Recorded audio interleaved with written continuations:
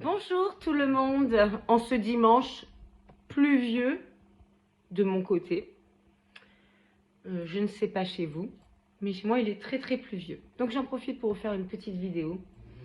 Une petite vidéo, franchement, parce que j'ai regardé le final des traites.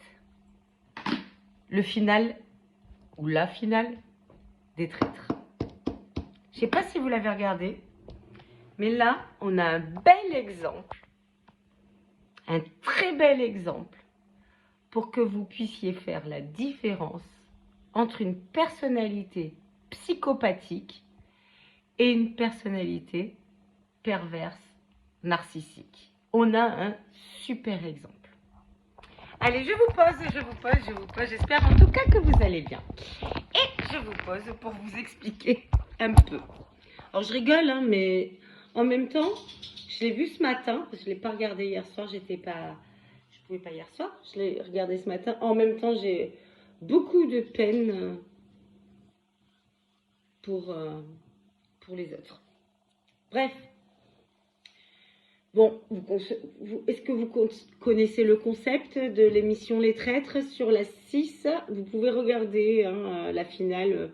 Vous allez vite comprendre, même si vous ne l'avez pas regardé juste, au départ. Juste la finale, vous allez comprendre la déception totale. Et la différence entre les deux personnalités. Donc, l'émission Les Traîtres, pour essayer de vous résumer, ils sont, au départ, je crois qu'ils sont 22, je crois, un truc comme ça. Et donc, c'est avec Eric Antoine, hein, l'animateur que j'adore, hein, qui est très sympa, qui a aussi ses casseroles, mais qui est super comme animateur. Donc, ils sont 22, et dans ces 22, l'animateur désigne 3 traîtres. Et ils doivent, à la sortie, jusqu'à la finale, trouver, les loyaux doivent trouver les 3 traîtres du groupe. Bref, parmi ces traîtres, il y en a 2 qui arrivent en finale. Il y en a 2. C'est Sophie Tapie, fille de Bernard Tapie, qui ressemble complètement à son père au niveau de sa dynamique psychologique. Et il y a Adil Rami, qui ressemble qu'à lui et plein d'autres. Bon, des deux, je pense que vous avez compris qui est le psychopathe et qui est le pervers narcissique. Je pense. La psychopathe, c'est Sophie Tapie, comme son père l'était, hein, donc une personnalité assez forte, qui aime rassembler, qui a comment dire, une aisance dans la parole, une aisance pour convaincre sur des faits. Elle essaie de convaincre, mais tout le temps que sur des faits, que sur du factuel. Ce que j'ai pu constater, parce que moi j'ai suivi l'émission, ce que j'ai pu constater, c'est que elle est arrivée jusqu'en finale d'ailleurs, elle est toujours très protectrice d'Adil Rami, ce qui n'est pas forcément l'inverse, et beaucoup des gens qu'elle aime, surtout sa maman, d'accord, donc c'est-à-dire que quand même, dans son côté psychopathe, sans scrupule, comme elle dit, il y a quand même un cœur derrière, un cœur. C'est-à-dire que si on la suit, elle est capable d'amener tous les gens qu'elle aime jusqu'au bout. Ce que ne supporte pas Sophie Tapie, comme Bernard Tapie, son père, c'est la faiblesse. Un psychopathe ne supporte pas la faiblesse ou les gens fragiles. Il ne supporte pas ça. C'est-à-dire qu'un psychopathe ne supporte pas une personne qui est hypersensible. Non, pour ça, on chouine pas, on reste droit, on est fort. Et le psychopathe, ce qu'il ne supporte pas, c'est la trahison. Ça, non. Donc, un psychopathe, c'est du type la Sophie Tapie, Bernard Tapie ou le parrain Robert De Niro dans Les Parrains. Ça, ce sont des psychopathes. Les psychopathes sont souvent des leaders, des personnes brillantes, des personnes qui aiment la lumière, mais qui l'aiment, mais qui Ils le disent qu'ils aiment ça. Et ils disent qu'ils n'ont pas de scrupules. Ils le disent. Ils disent de ce qu'ils sont. C'est-à-dire que c'est des personnes, vraiment, on sait à qui on a affaire. On sait que si on les trahit, il y aura vengeance. On le sait. Ils le disent. Ce ne sont pas des vicieux. Ce ne sont pas des fourbes. Ils se présentent à nous tels qu'ils sont. Voilà. Après, s'il y a un jeu, Sophie Tapie, elle aurait fait partie des loyales. Je suis sûre qu'elle aurait pu gagner dans les loyales. Parce qu'elle est brillante, parce qu'elle est intelligente et parce qu'elle sait reconnaître les petits détails qui sont un peu fourbes. Elle sait les reconnaître. D'ailleurs, j'ai constaté que dans sa gestuelle et sa communication non verbale, elle fait très très peu d'erreurs. Très très peu. Très très peu. Elle sait s'isoler quand il faut et elle sait se mettre en valeur quand il faut. Et quand elle parle, oui, on sent une forme de persuasion et de bienveillance. Il n'y a pas de tic dans la communication non verbale qui pourrait montrer son mensonge, qui est là dans cette émission-là, qu'elle est traître. Mais là, c'est une mission pour elle. Elle doit gagner. Le psychopathe, lui, il veut gagner. Par contre, le psychopathe, quand il se retrouve face à plus fort que lui, il serre la main et il dit « T'as été fort. Respect. » Voilà comment est le psychopathe.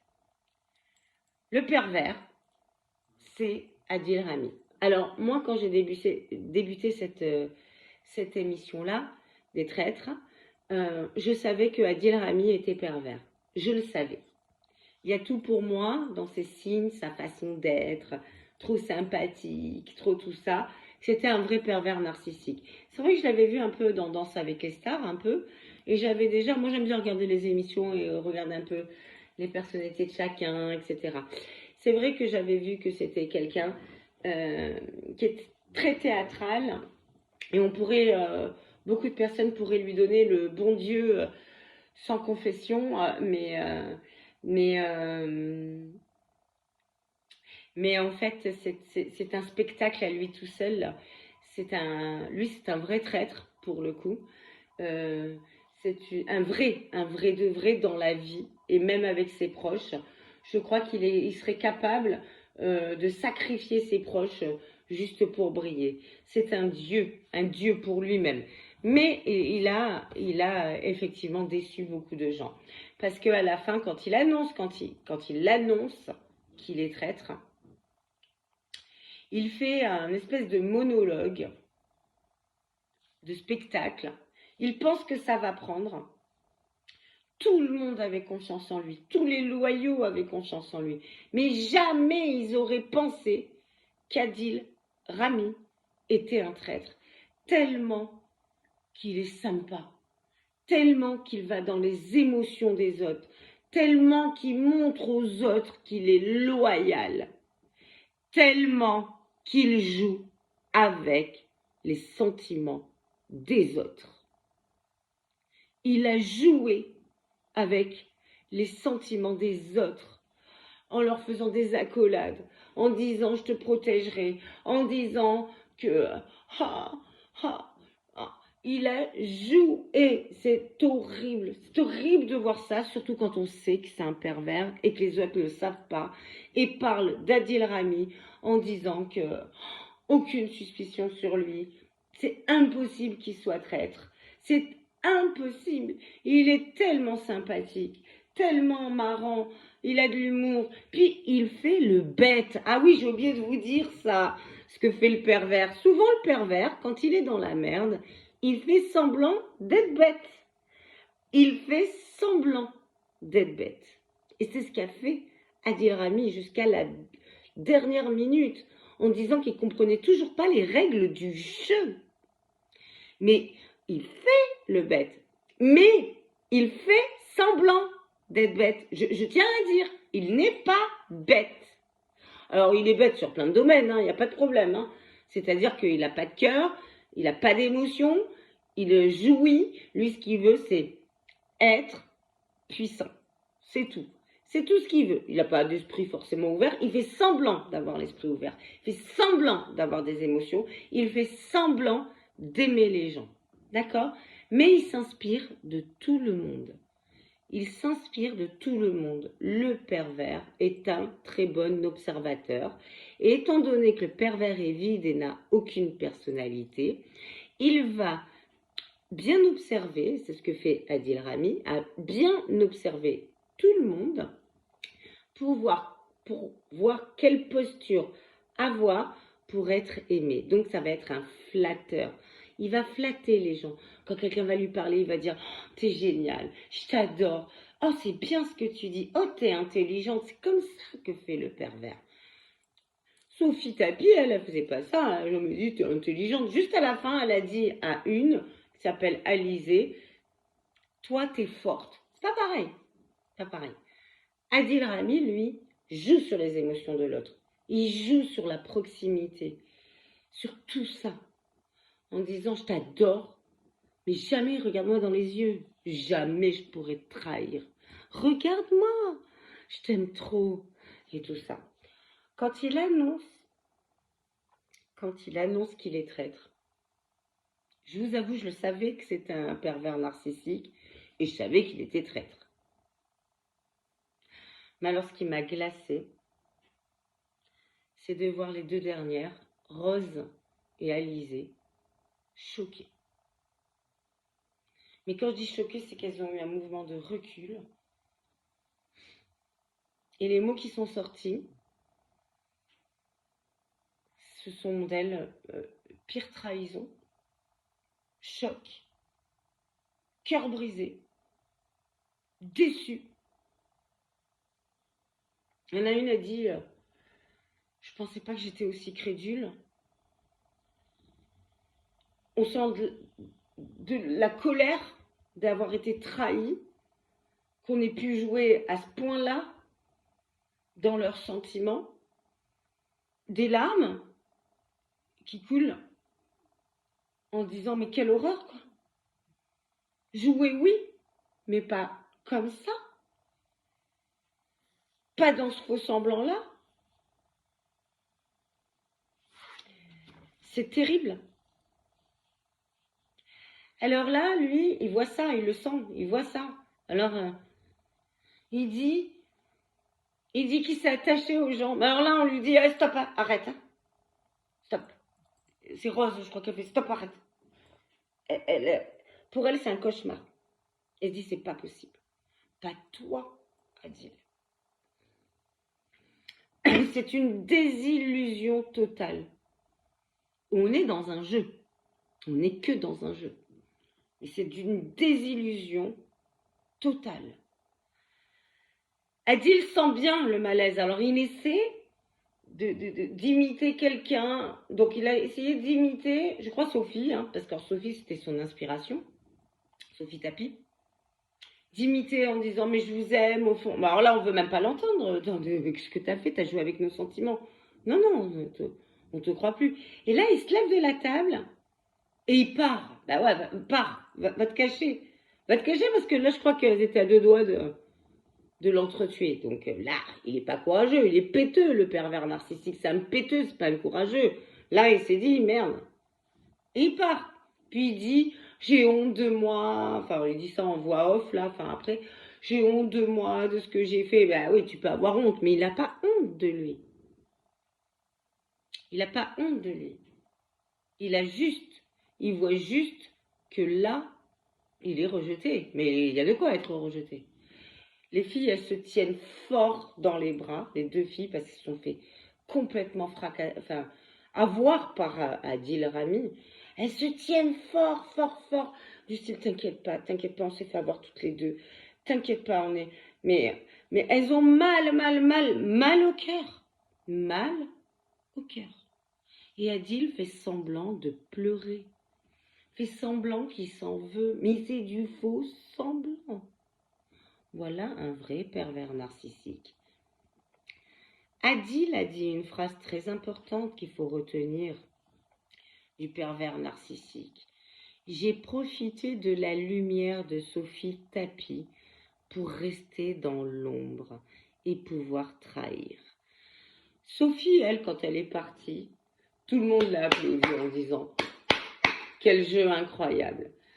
Et elle a dit merci, elle a fait la révérence, elle est partie royalement. C'est une psychopathe, elle l'assume, elle le dit haut et fort, et on lui en veut pas. Elle a fait un bon jeu. Adil, lui, s'il n'y avait pas eu Sophie, il aurait été médiocre. Il a besoin d'avoir quelqu'un de bon dans sa vie, de fort, pour pouvoir avancer. Moi, je vais vous dire, voilà un pervers narcissique qui ne vaut rien, qui a un vide intérieur, qui n'a même pas de capacité de stratégie. Il ne fait que vivre au crochet d'un autre plus brillant que lui. En même temps, plus brillant que lui, c'est assez simple. Et il observe, et il observe, et il fait le mouton, il prend, il pique de l'autre toute sa lumière. Bon, Sophie Tapie étant psychopathe, elle va pas se faire avoir par un pervers narcissique, hein, parce que les Sophie Tapie, elles ne se feront pas avoir. Par contre, Adil Rami, je suis persuadée qu'il risque de dire à ses proches et tout ça, parce qu'il est apparemment le grand frère génial qui remplace le père, hein, parce que c'est Dieu, parce que le pervers pense qu'il est Dieu. Hein. Il risque de dire à ses proches que ça a été très très très dur pour lui ce jeu, émotionnellement parlant, d'avoir fait du mal aux autres. Et il risque de dire mais Sophie, elle me faisait peur et c'est pour ça que j'ai fait ça. Il risque de dire ça. Un beau manipulateur qui joue sur les sentiments. Imaginez que cet homme-là, ce soit un parent, ce soit votre enfant, et pire, que ce soit votre mari. Imaginez ça. Les deux réalisés. Souffrance totale. Imaginez que l'homme qui vous regarde dans les yeux, qui vous dit « T'es la femme de ma vie, je te protégerai toute ma vie, on vivra en toute... Jamais je te ferai du mal, jamais, jamais, jamais. » Imaginez, après quand il vous la met à l'envers, le choc. Alors oui, avec Adil Rami, hein,